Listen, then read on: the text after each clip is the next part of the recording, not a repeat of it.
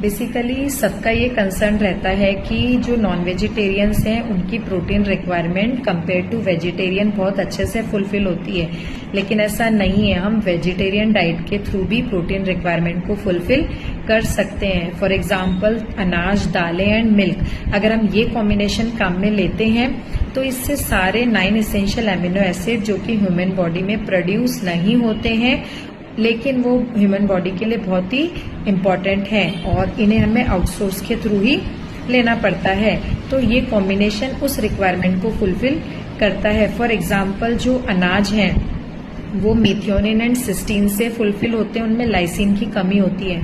वहीं दालें जो हैं उनमें लाइसिन पाया जाता है और मेथियोनिन एंड सिस्टीन की कमी होती है। तो अगर ये कॉम्बिनेशन मीन अनाज और दालों का कॉम्बिनेशन विद दही या मिल्क अगर हम काम में लेते हैं तो ये सारे उन 9 एसेंशियल एमिनो एसिड की रिक्वायरमेंट को फुलफिल करता है।